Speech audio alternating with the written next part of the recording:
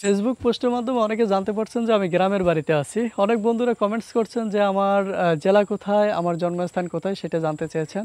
আমি আজকে এই ১ম যে আমার আসলে মানে জন্মস্থান নিয়ে ভিডিও তৈরি করছি। কারণ আপনারা অনেকেই জানতে চাচ্ছেন। আপনাদের সবার প্রতি সম্মান দেখিয়ে আসলে আমার এই বিষয়টা প্রকাশ করা উচিত বলে মনে করছি।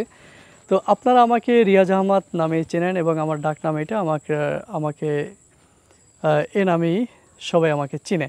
যদিও অফিসিয়াল আমার রিয়াজুল ইসলাম, এটা হলো আমার অফিসিয়াল নাম রিয়াজুল ইসলাম রিয়াজ।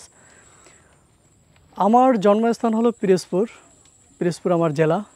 পিরোজপুর জেলার অন্তর্ভুক্ত নাজিরপুর থানা, এটা হলো আমার থানা।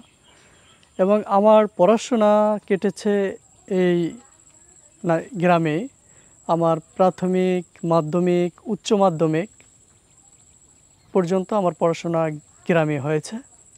অতঃপর ঢাকায় অনার্স মাস্টার্স এগুলো ঢাকাতেই করা হয় এবং আমার কর্মজীবন ঢাকাতেই। তো আমার জন্য দোয়া করবেন আপনারা, আপনাদের জন্য দোয়া রইল। আপনাদের কাছে আমি কিছু উল্টাপাল্টা যাই বলেন কন্টেন্ট নিয়ে আপনাদের কাছে আসি। এটা অনেক আগে থেকে যেহেতু কন্টেন্ট তৈরি করি, অনেক আগে, এটা শখ। আমার হয়তো কন্টেন্টের কোনো কোয়ালিটি নাই, কিন্তু আমি কন্টেন্ট তৈরি করি। আর এই কন্টেন্টের মাধ্যমে আমার অনেক অজানা বন্ধুদের সাথে পরিচয়, তাদের সাথে দেখা বিভিন্ন জায়গাতে, এটা আমার অনেক ভালো লাগে। আমার পিরোজপুরে আপনাদের নিমন্ত্রণ জানিয়ে এখানে পরিচয় পর্বটা শেষ করছি। সবাইকে ধন্যবাদ।